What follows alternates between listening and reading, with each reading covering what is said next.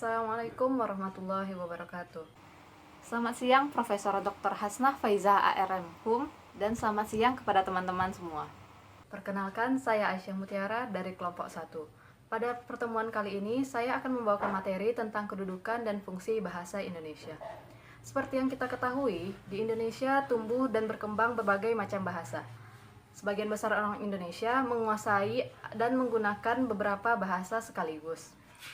Kementerian Pendidikan dan Kebudayaan melalui penelitian yang dilaksanakan oleh Badan Pengembangan Bahasa dan Perbukuan sejak 1900 hingga 2019 mencatat bahwa di Indonesia telah diidentifikasi serta divalidasi sebanyak 718 bahasa. Selain menguasai bahasa Indonesia dan bahasa daerah, tidak sedikit pula orang Indonesia yang juga menguasai bahasa asing. Dalam kondisi seperti ini, penggunaan bahasa perlu diatur agar tidak menimbulkan dampak yang buruk. Setiap bahasa yang ada di Indonesia perlu diletakkan dalam kedudukan tertentu dan mempunyai fungsi tertentu pula. Bahasa-bahasa di Indonesia dikelompokkan menjadi 3. Yang pertama, bahasa persatuan dan bahasa negara. Yang kedua, bahasa daerah. Yang ketiga, bahasa asing.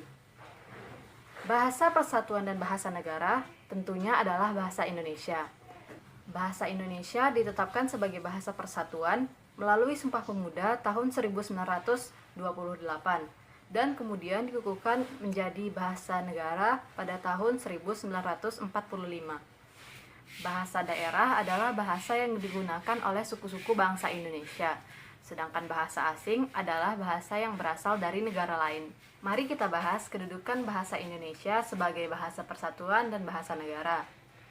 Bahasa Indonesia sebagai bahasa persatuan berfungsi sebagai lambang kebanggaan, identitas nasional, serta alat pemersatu berbagai suku bangsa yang berbeda-beda latar belakang sosial budaya dan bahasanya. Selanjutnya, bahasa Indonesia sebagai bahasa negara memiliki fungsi sebagai bahasa resmi kenegaraan, bahasa pengantar di dunia pendidikan, bahasa penghubung tingkat nasional untuk perencanaan pelaksanaan pembangunan serta pemerintahan, dan bahasa resmi di dalam pengembangan kebudayaan dan pemanfaatan ilmu pengetahuan serta teknologi modern. Sekian dari saya, mohon maaf apabila ada kesalahan. Assalamualaikum warahmatullahi wabarakatuh.